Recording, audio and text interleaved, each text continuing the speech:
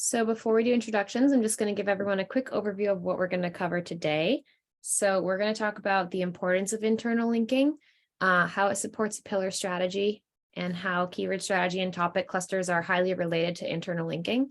We're going to cover some of the technical stuff.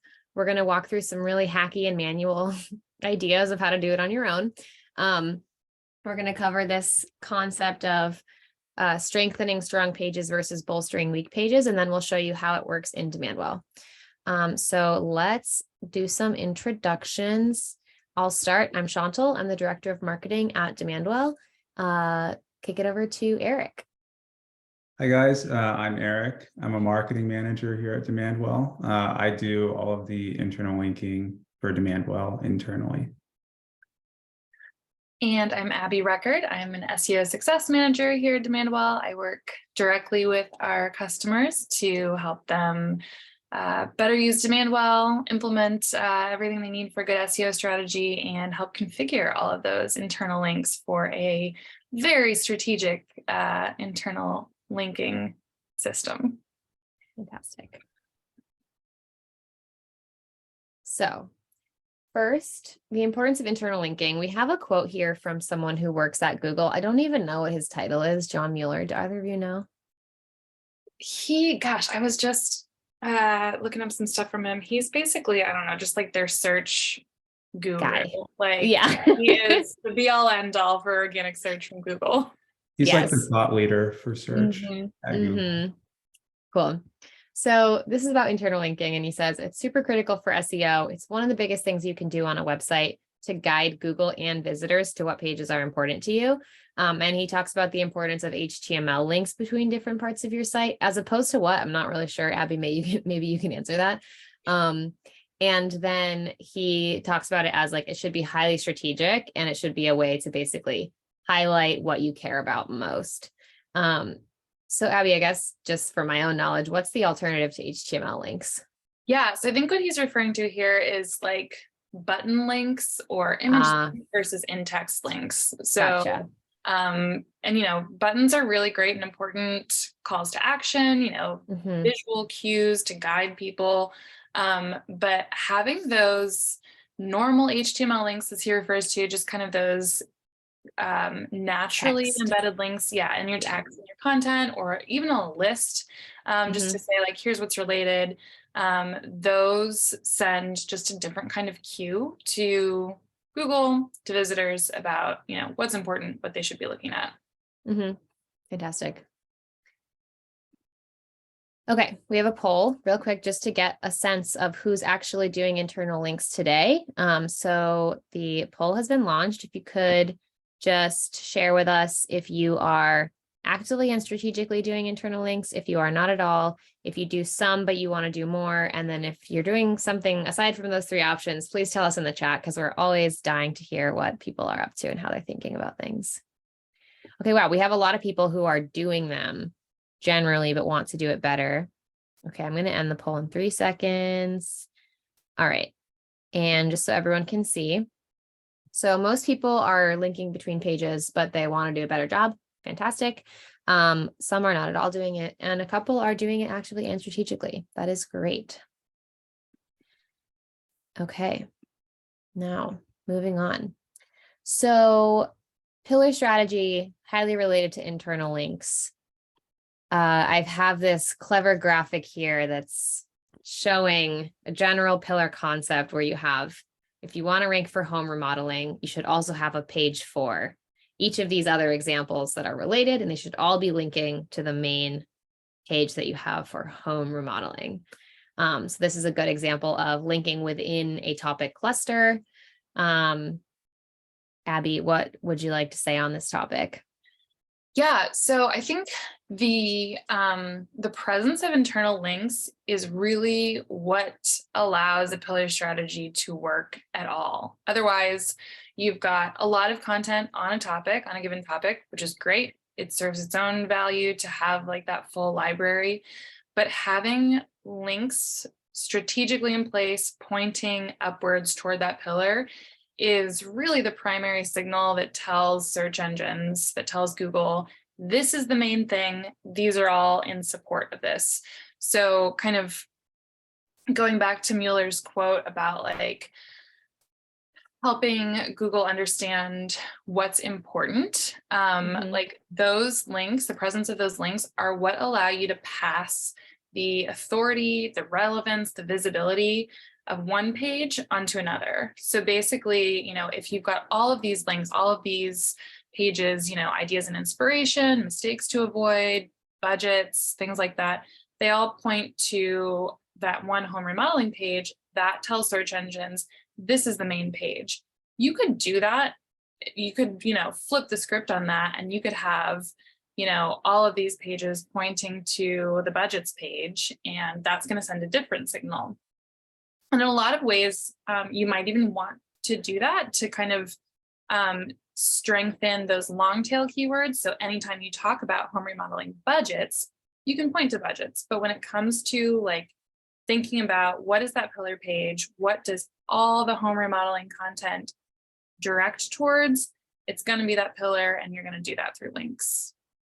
Yeah, linking is the actual infrastructure that like creates the levels Yes. Yep. within a pillar strategy. Yeah, Yep. Exactly.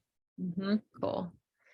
And on the next slide, we have an example of, actually, I'm going to skip ahead a little bit and let's talk about this first. I thought this was next.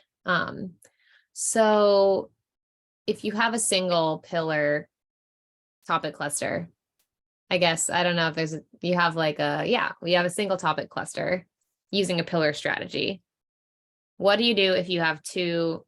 And most businesses care about multiple things, like, and especially when you're thinking about like the range of the marketing funnel and also different products that people have and they want to promote, and like, you know, what's an example? I guess like, let's think about Terminus. They have ads related products. They have email signature related products. Like they should probably have two different topic clusters for those things. They want to rank for ABM. That's like a different cluster. How should they think about linking within the clusters and cross clusters? What should they keep in mind? Yeah. So it's really going to be like a matter of wherever you address a topic, wherever you reference a topic, that's an opportunity to have a link. So within a category, within a cluster, like, you know, this home remodeling example, you know, all of these pages are about home remodeling. They're a specific, you know, subset of that. So it really makes a lot of sense for them to link. On the other side, you know, kind of cross-category links, think about, you know, what makes sense.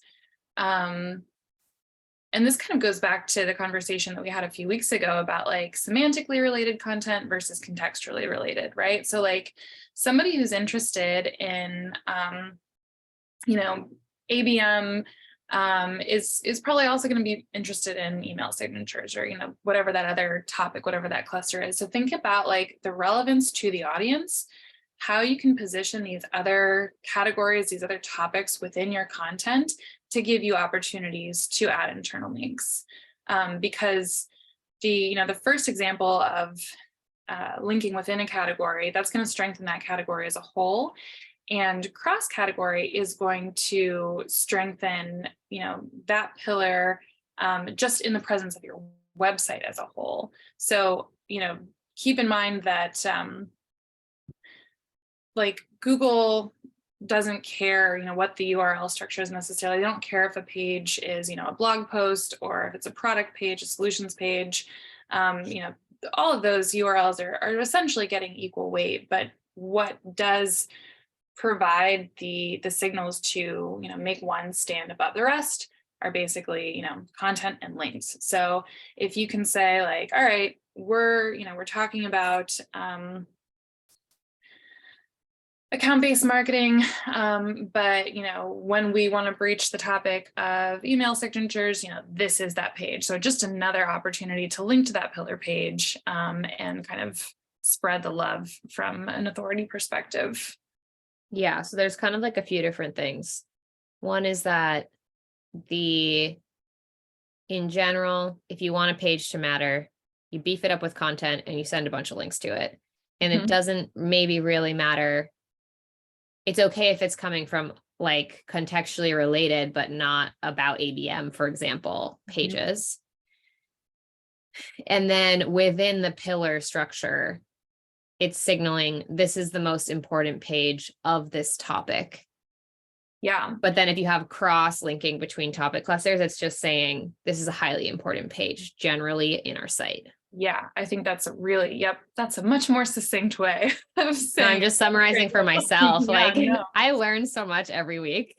I'm like, wow, so it's this? Yes, no, I think Yeah. you nailed it.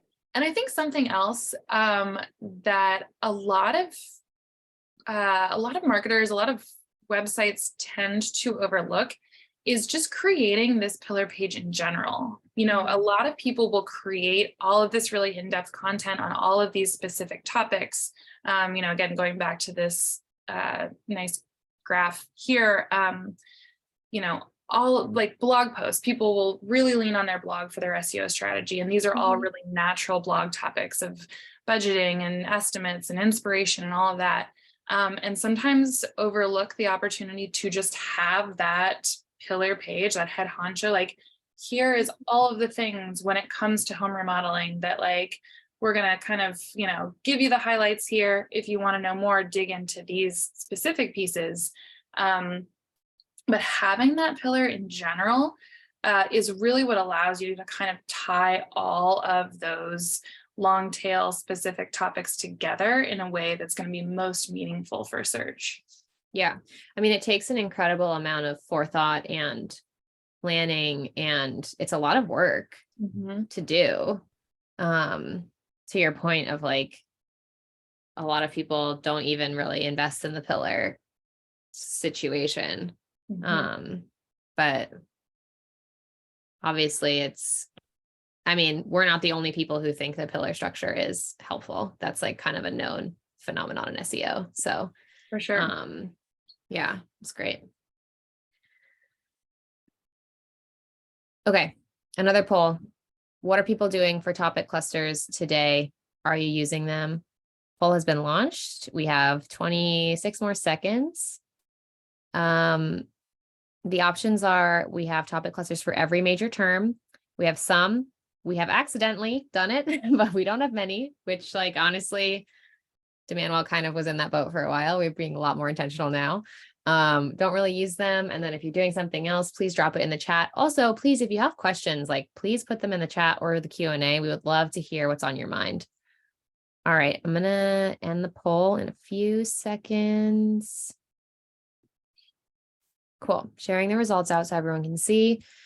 Most people are in the middle. That's great. Some topic clusters accidentally done it and then don't really. Totally fine. Great. Maybe you can take something away from this that can inspire you. Okay. On to the next. So this I feel is such a common, like it actually goes against your gut reaction. Which is, do you strengthen the strong pages or do you try and get the weak pages to show up higher in the search results?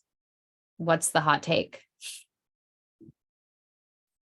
The hot take is you strengthen those strong pages. You don't even worry that much about the weak pages. I think there's always this drive to like, oh, we got to get this one, you know, boost this one. We've got all this content that's not ranking as well as it could be. And you worked so hard on it. We worked so hard on it. We worked so hard. We wort those 1,500 words. We got it all optimized. But the thing that page is doing for you isn't necessarily measured in impressions or traffic. But it is, that silent supporter page. It is the presence of that page, all of the content that you have on it, the fact that it's pointing to those pages that, you know, are your primary pillars, are even just like driving more traffic, you know, ranking higher in search. Those are, you know, when we were chatting about this, decided that those are like that's like the tech crew at a play. Like they're doing the lights, they're doing the scenery and the backdrops, they're, you know, doing the sound. not on stage. You don't see them. They're not getting as much attention or applause as the actors, as those ones bringing in, all the traffic, all the impressions for your site. But they're super important. They're the ones that kind of point the spotlight on those on the star. on the star of the show. Yeah. So yeah, just because they're not driving traffic doesn't mean they're not doing a really important job. Now, best case scenario, like you've got, every page on your site is driving traffic for like every variation of every keyword. That's not really realistic. And I don't even know if that is the best case scenario, right? Like there's some pages that are just going to be more valuable, that convert better, that are in line with the keyword or the query or the audience, and you want to direct more attention to those pages. So keep them up with links and let the silent supporters do their job. Yeah. Dennis has a fantastic question in the Q&A, but yeah, let's go there. So is there a broad number of pages that you should have supporting a pillar? It probably depends on the topic. Absolutely. But would 6 to 7 be more valuable than 3 to 4? I think the answer is yes. Yeah. Yeah. So we kind of, what we have found of like the sweet spot for that. And this is, I don't have any hard data like immediately at my fingertips to support this. But what we usually advise in terms of producing content around a topical cluster is somewhere on the order of like 15 to 20. So you've got a category, and we usually organize this in campaigns within Demandwell. We use campaigns to identify keyword categories and all of like the long tail and variations that go into that. And we can pretty confidently say like, all right, if you can publish 15 to 20 pages, with all of these different variations as your target keyword, you're going to start to get some really solid visibility for this cluster as a whole. Now, that's not an exact science. Sometimes it happens with fewer pages. Sometimes it takes some more. I think that's a pretty good average. But at that point, the more you can publish, it starts to just build your credibility, build your authority, and say like, all right, these folks don't just have like a couple of pages about this thing. They are relevant enough and authoritative enough on this topic that they're publishing, in the dozens. And that really does matter. Yeah. Yeah. We have a question in the chat from Abra. I hope I'm saying that correctly. How do you avoid keyword cannibalization with that many articles? I was just going to go there. It's like, that's actually why internal linking is so important, because that's the thing that helps you prevent cannibalization.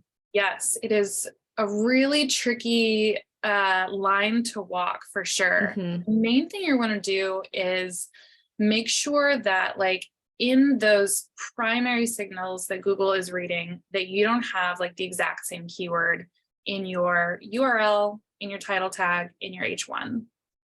So, you're gonna want to have a lot of different pages that cover a broad topic, but making sure that you're not having like the exact same target keyword in your URL, your H1, and your title tag, at least providing some differentiation there. So, going back to like budgeting for home remodeling, ideas for home remodeling, things to avoid, right? So you get into all of those variations that you can include in those key signals that Google's looking at.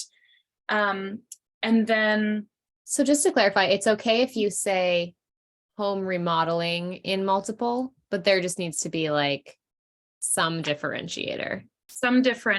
Yeah. And if you have like, there are some cases where I've seen somebody will have like a pillar page that's just home remodeling, and then they'll have a product page or a blog post that has the just home remodeling. Would be like remodeling off the root, and there'll be another one that's blog/home remodeling, and that's where you run the greatest risk of cannibalization, because Google can't really tell what's the difference between these two. No, there are no clues in those like primary structures for Google to say, oh, this one's about budgeting. I see.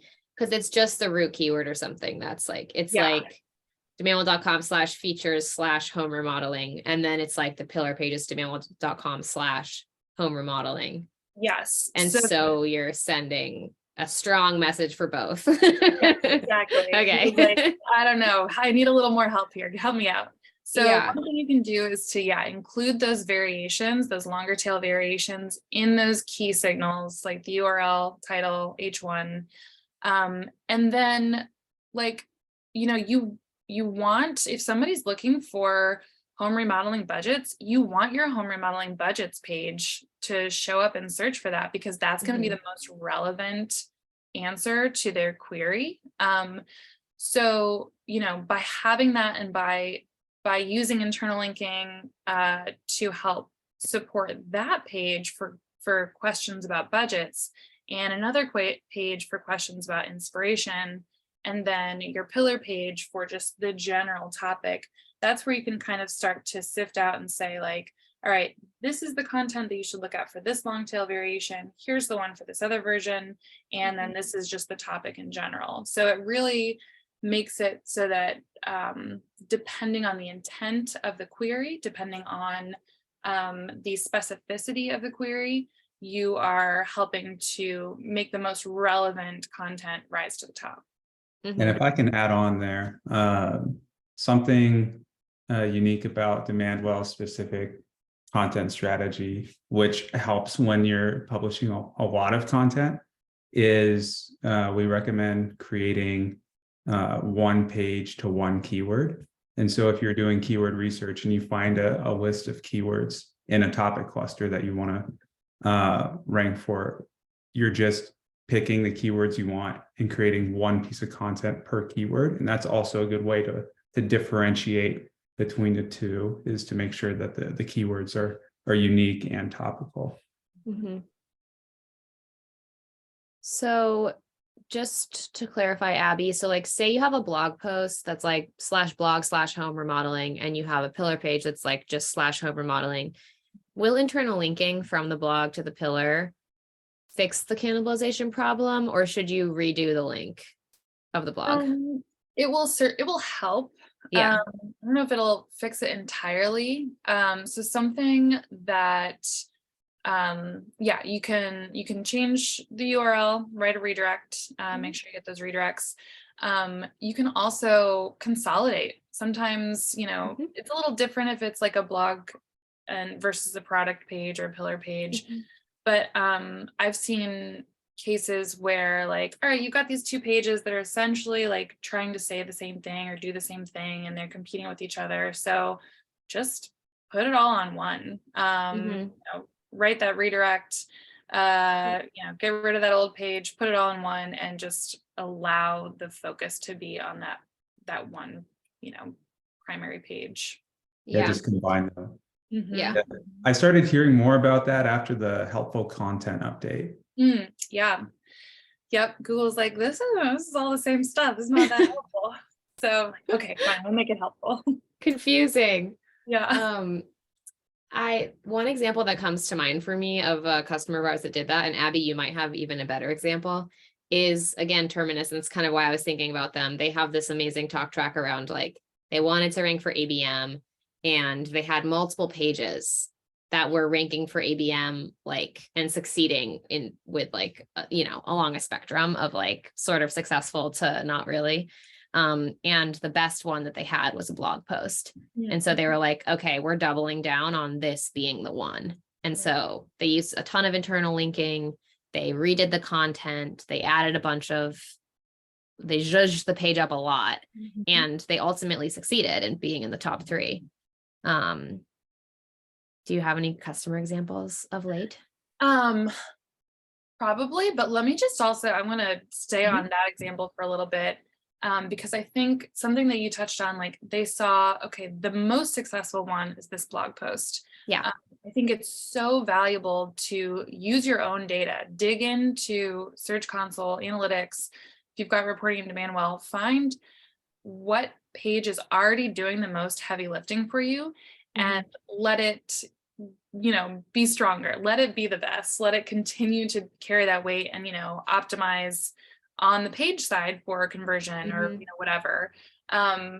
I think, sometimes people will be like, oh, but like, we don't want it to be that blog post. And like, all right, well, you could do a lot of work and like lose a lot of time to like refocus that somewhere else. But like, this is the page that's driving traffic for you now. It's ranking well. So like, maybe just like take a look at this page and see how you can make it better, make it convert, make it do what you need it to do, because like Google's decided this is the page. Yeah, for whatever reason.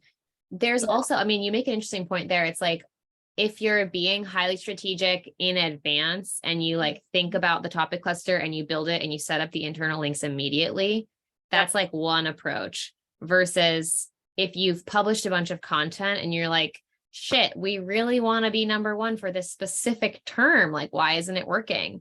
Then it might make sense to figure out what's the closest for that term and then direct all the attention to that page. Yeah. And I think even like, just kind of the whole idea of like anticipating it on the front end and doing all that work ahead of time. Or if you're coming in a little late to this and you've already got some things that are working well, like you can, if you really want to turn that ship, you can, but it's gonna be a big, long, slow ship to turn. So like be patient and understand that it's gonna take some time, or lean into what's already working and put your efforts there. Yeah. And even if, go ahead, Eric. I was just going to add that strategy helped me a lot when I was setting up internal links for Demandwell's website, where I came in with a list of our top performing pages.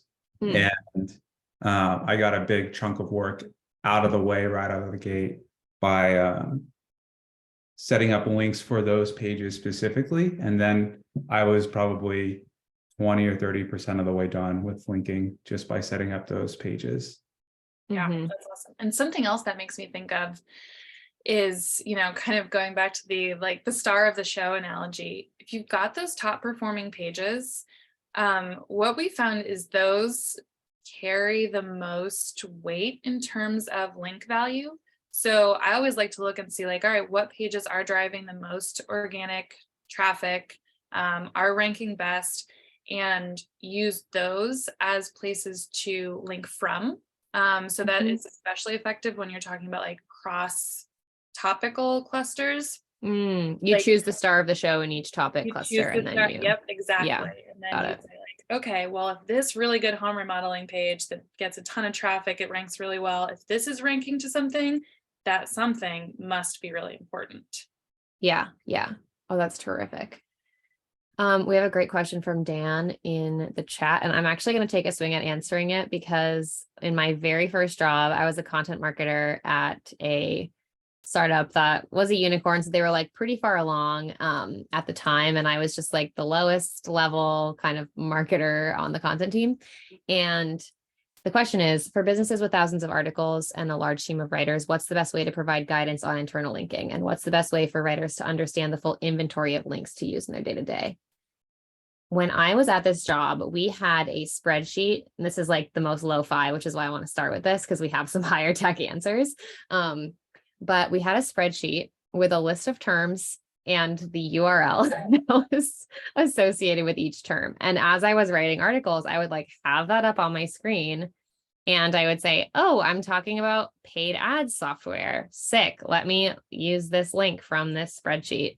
And it was like a pretty long spreadsheet. It was pretty comprehensive, but it doesn't have to be rocket science for like, if you're managing some part of the process and you know what are the most important links, like that's a super easy and low tech way to make it happen. But Abby, I'm sure you have a more sophisticated perspective. I mean, the thing is like, and this is why we created the internal linking plugin that we did, because it has always been a really manual and really cumbersome job to try to implement, manage, track.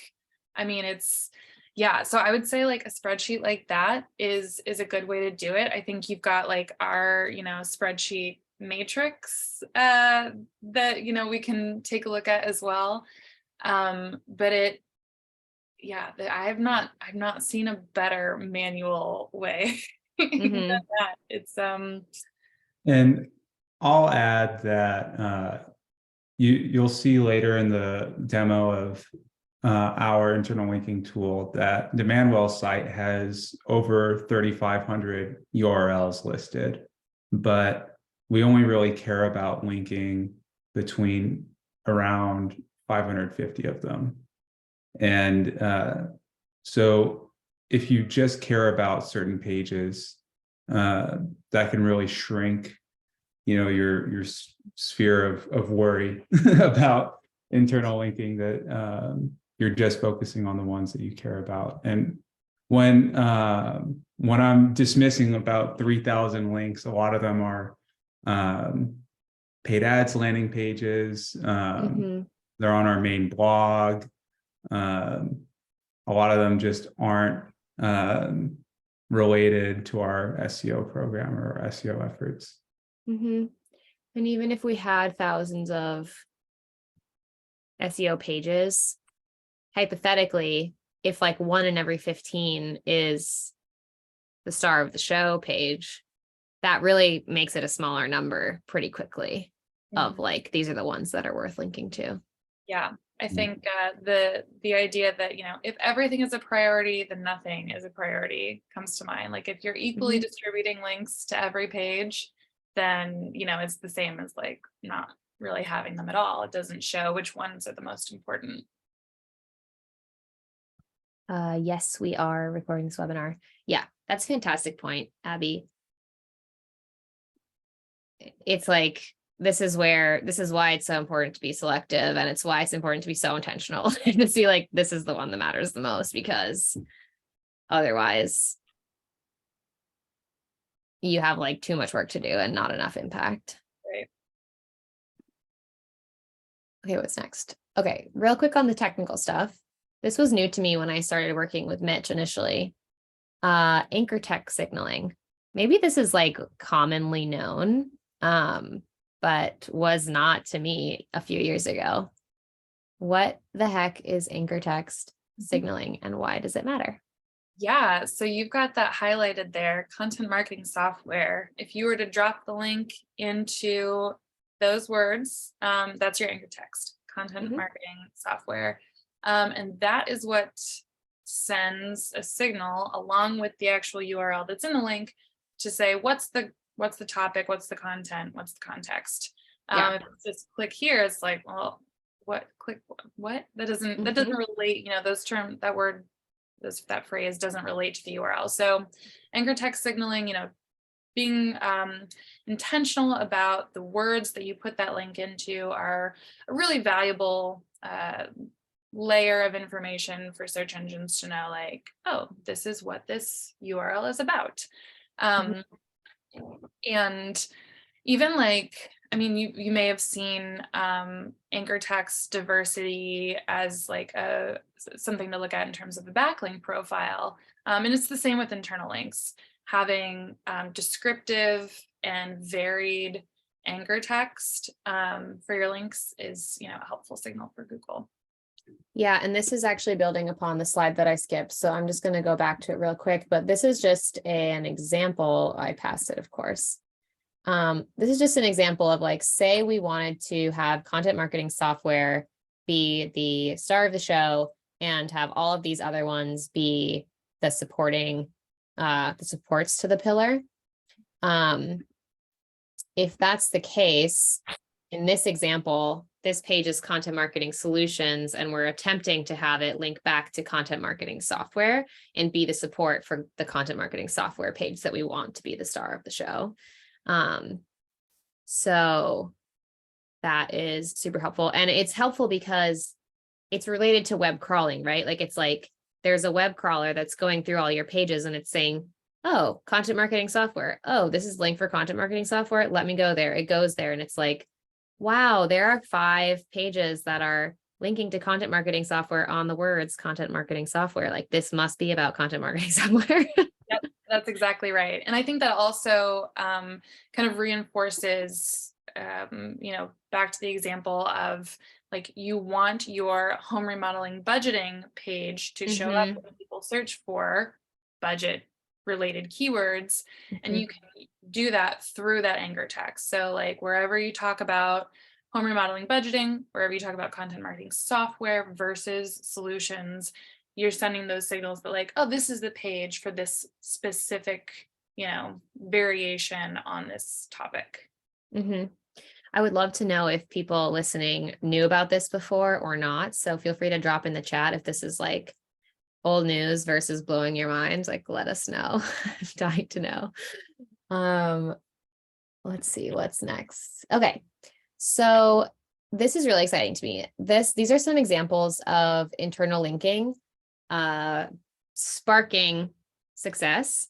And I also want to talk about how like there are some leading indicators that you'll see before you actually start to get more search visitors.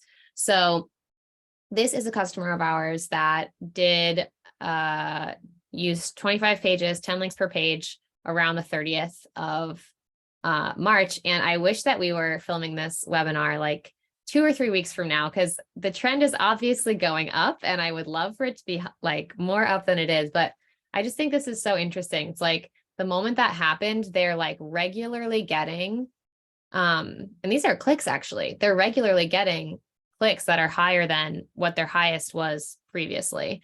And impressions obviously just like start to climb. That's one example. Another example, this is Demandwell's actual data. So we did an internal linking project a while ago. I'm sure you remember this, Eric. This was like our first super manual project, where we had this spreadsheet of links and we were going into WordPress and we were linking everything individually. It was psycho. And it's like, I know, immediately the number of keywords that we ranked for jumped up, the number of impressions that we were getting jumped up, and they both stayed up. And then a little bit later, we started to see search visitors go up. So this stuff really works. Like, it's juicy. I hadn't seen those through Demandwell, or I mean, I Mhm. saw this, but I didn't know that that's who that was for. That's awesome. Mhm. Yeah. And yeah, I think like this is what we always kind of coach people around for SEO in general. Like the first things that you're going to see is, keywords and rankings Mhm. and impressions. And then after that comes traffic. And then ideally after that comes conversions. Mhm. And so like the fact that you were able to achieve that degree of growth just through linking, not even publishing new Mhm. content.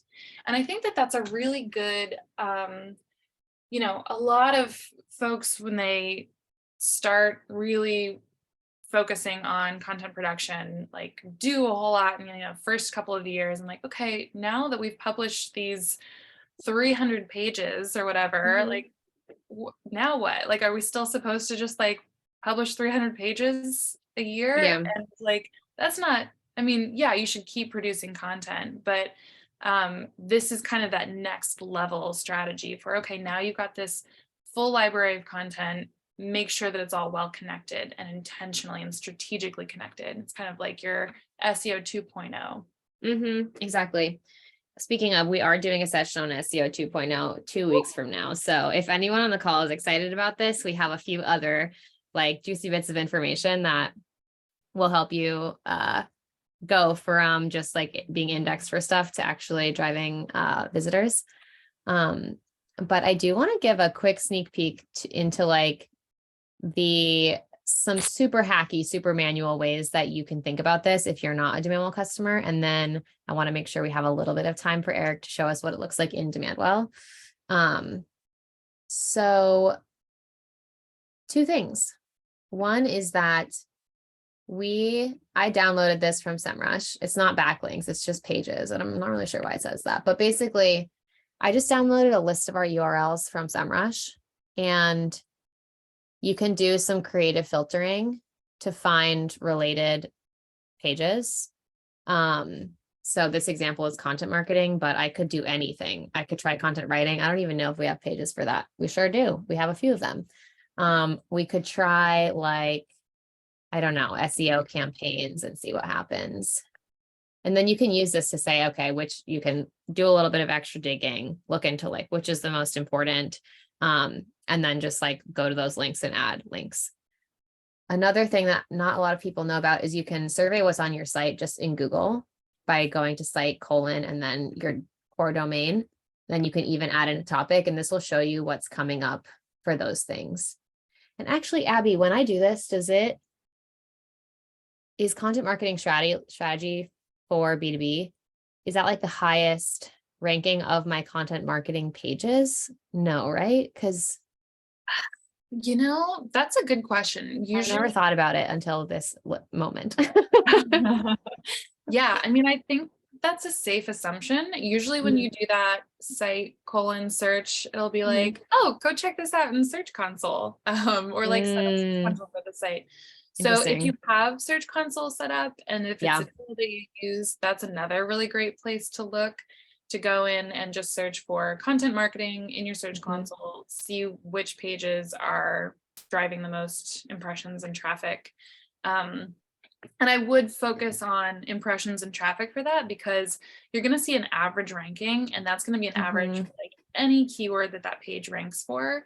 But see, which, and you might want to focus in on one keyword over another, but kind of start with like, all right, what are the keywords getting the most impressions? What are the pages getting the most impressions? And then go from there. Fabulous. I think that does it for our content. Yeah. I know, just to like wrap this thought up, like this is incredibly manual. We have done it before. We had this and we built it out way more than this, with like check boxes and make sure that there's text on this page that makes sense to link to for this page. So you can get really complicated and you can make it a whole thing and you can do it all, and it's incredibly manual and it works. Like we showed, it worked. We did this manually. It was a slog. But we did it. But if you would like help with this, let us know. Feel free to drop in the chat or request a demo on the site. We can actually set you up with the software. And Eric is now gonna take over the show. He's gonna become the star of the show now and show us what it does look like in Demandwell.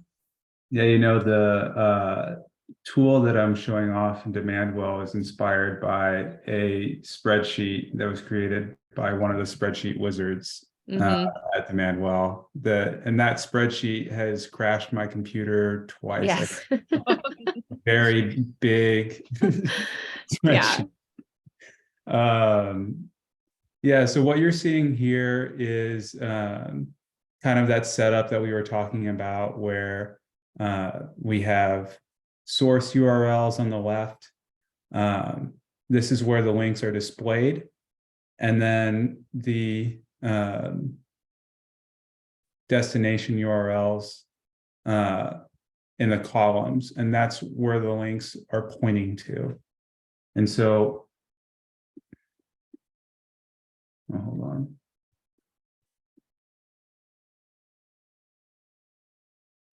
It's a little slow on Zoom. But what I wanted to show off was these filters. Yeah, we can speak in hypotheticals about it. Yeah. If your screen is frozen. Here, I can refresh my page. But how we were talking about filtering for different topic clusters, that's kind of how I was working in this tool myself. So you can say like, okay, the source topic needs to be related to content marketing, and the cluster of keywords receiving the links need to also be related to content marketing. And then you can find all of your related links. Yeah.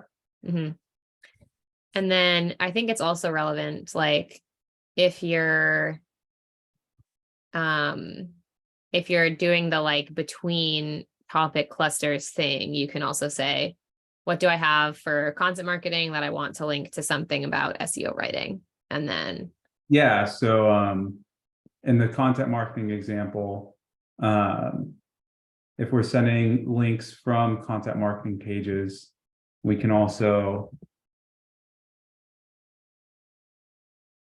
if it loads, oh geez, we can send it to a destination such as like content strategy, and we'll get content Yeah. strategy pages. Yeah. Um, And I think that's something that's nice about having like the destination URL in there is you can, like we were talking about, pick that one page, have that be the destination URL that you filter for in here, just the one URL, and then find every opportunity that you can for the source URL to link to that page. So you can filter kind of as big or as refined as you want in here to zero in on exactly what you want to link to and from. Yeah, so what I've basically set up, we have our topic cluster here that we're looking at. For source URLs, I'm looking at pages that have less than 15 because that's kind of the upper limit of how many links I want to appear on each page.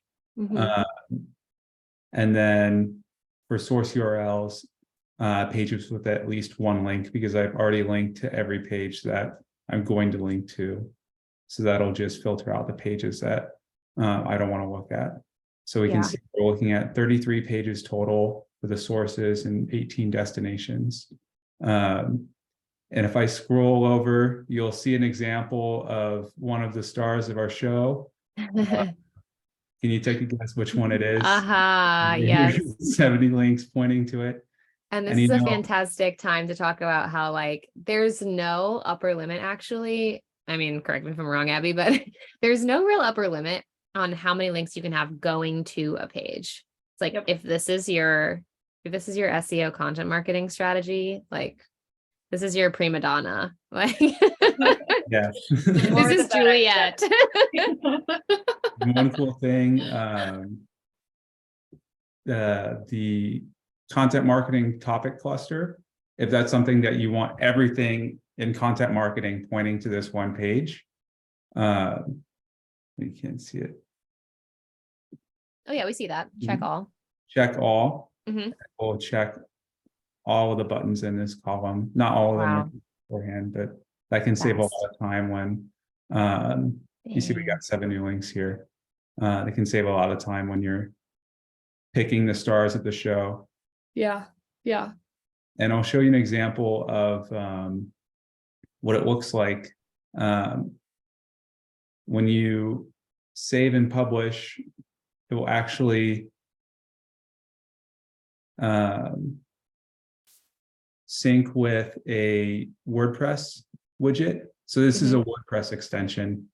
And in your WordPress, you click a button under the Demandwell tool where it says sync.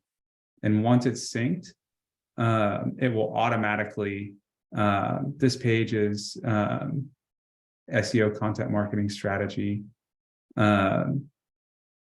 So this is a page that is receiving 77 links, but as a source, it's only linking out to 4 at the moment. And so this is automatically populated by Demandwell's widget.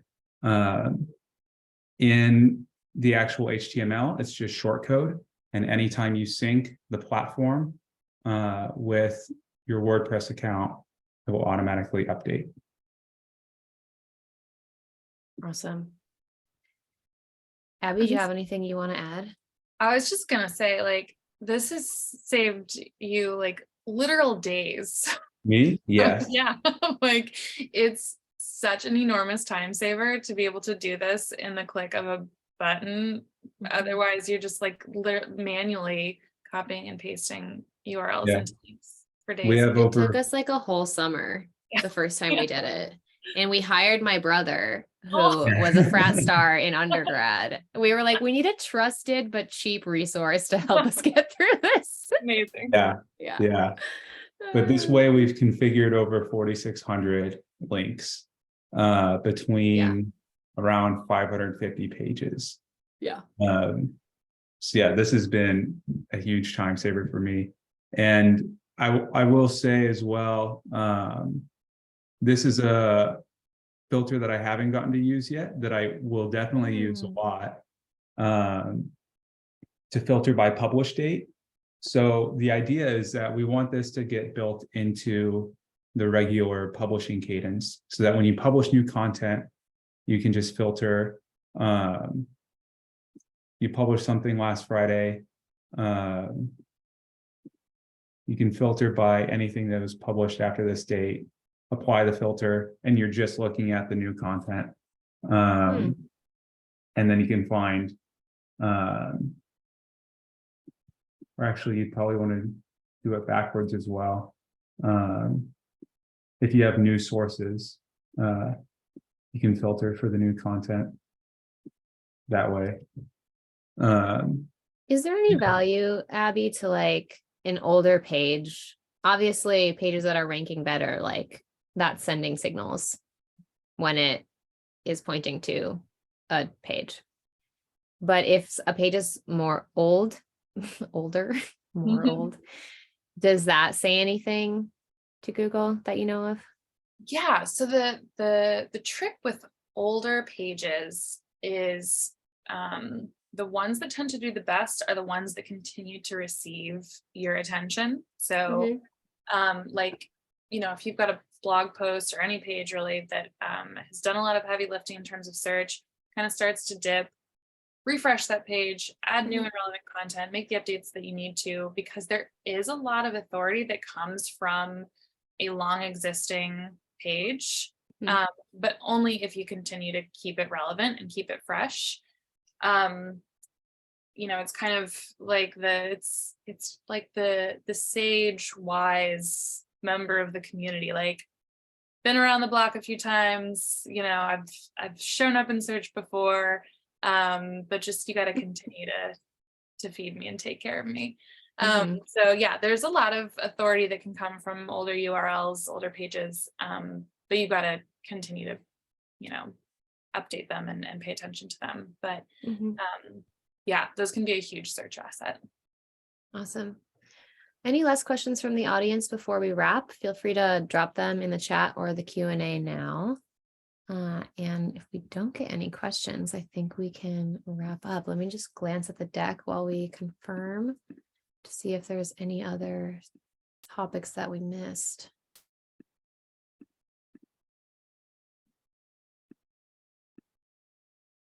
All right, I think we're good to go. Thank you, Abby and Eric. This was a fun one. And thanks everyone for tuning in. Find us here next week. Thanks so much for the time, everybody. Have a great weekend. Bye.